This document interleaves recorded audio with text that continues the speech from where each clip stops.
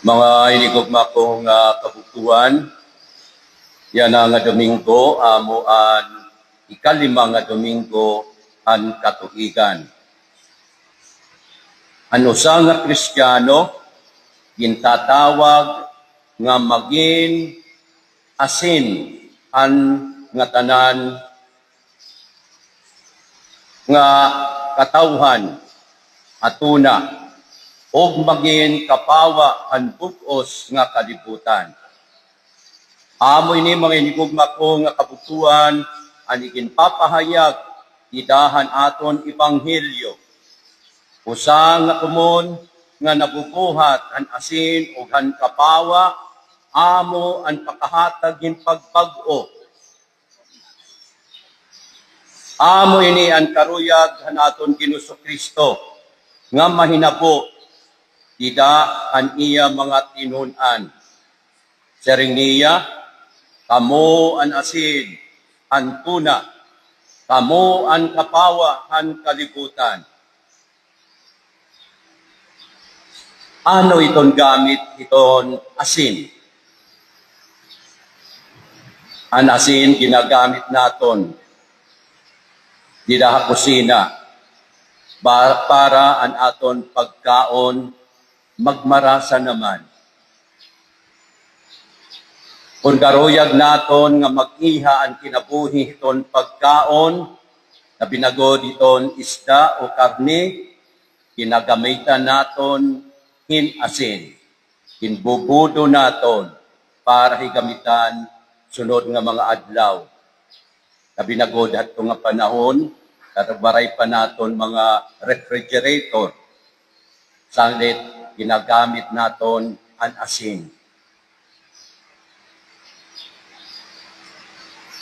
Ang kapawa naman, siripahan naton Ginoo, iyaan kapawa ang kalibutan. Pero di ang pagkarawat naton ang sakramento, ang bunyag, pinanagputan ang aton mga kandila, nga nahimo liwat kita nga mga kapawa. Sandit ginaagda kita hanaton Ginoo nga magkalakat ngadto hangatanan nga mga sitsit han kalibutan. Nga may pasamwak naton an maupay nga sumat ngadto hangatanan nga katawhan. Pero siring paniya, ayaw kamo kahadlok, ayaw kamo kabaraka. Tungod kay dayuday kaupod naton an aton Ginoo. Mga hinigugma ko nga kabutuan, ang mga Kristiyano, diri laging tatawag nga makiusahan mga tao dinhi ha kalibutan. Kundi gintatawag kita nga an aton pagka mga Kristiyano, makahumog ang kalibutan. Ginaagi han aton magupay nga mga ginawian, magupay nga mga buhat, o pinaagi han aton susgaranan di daha paghigugma.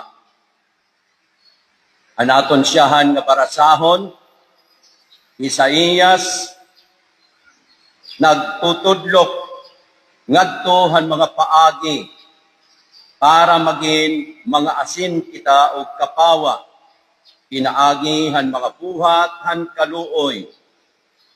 Ano ini nga buhat han pagkaluoy?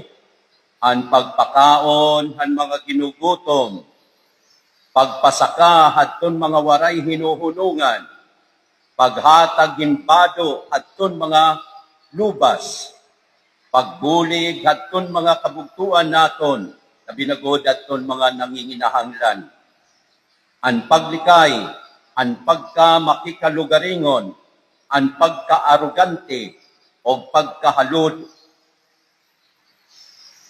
Pinaagi hini nga mga gawi, kaangayan nga magtalinguha kita, nga magkamayada, maupay nga pagbag-o dinhi ha kalibutan. Mababag-o naton ang kalibutan, pinaagi hini nga mga pulong na ginhatag aton han Ginoo. Kung kita mag-uukoy kumo mga asin, para hanaton mga kabuktuan, makakahatag kita han rasahan ira kinabuhi. Magpapabilin hira, ida hapagtuo, ida pagsari han Ginoo.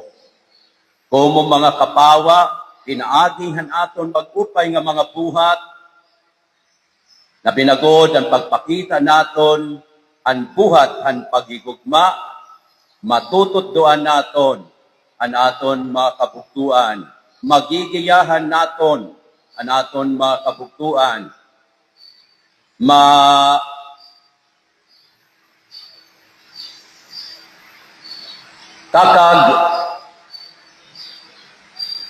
giyak itahan naton mga kabuktuan, para dirhira mahingadto kinkaratan. Amo ini mga inigugma ko nga kabuktuan, an aton kaangayan puhaton. An aton Kinuso Kristo, kinanhila ha kalibutan, pagtutdo ha aton. Kung hiya, seripaniya, kung hiya naghigugma ha aton, kaangayan manliwat, nakitaliwat, magpakita hiningag gugma, sugad, an iya paghigugma ha aton. Paghigugma, nga diri naguhunahuna para nahan kalugaringon, kundi naguhunahuna kung ano iton kaupayan an aton mga kabuktuan.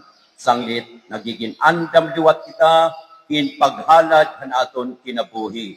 Nagiging andam kita, in pagkarawat, in ayat aton.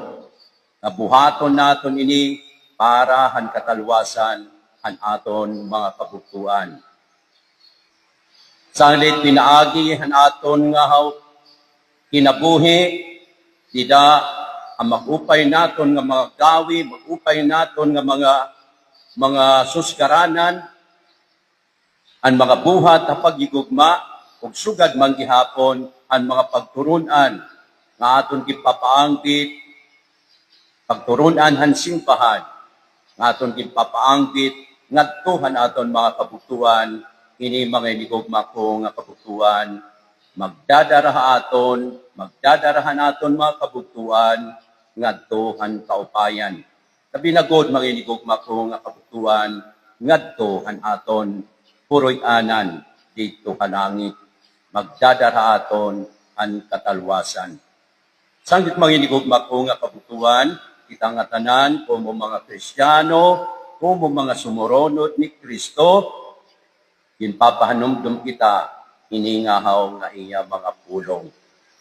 Kita amo an asin, kita amo an kapawa, para han aton mga kabuktuan, madaraunta naton an aton mga kabuktuan, ngadto an aton Ginoo.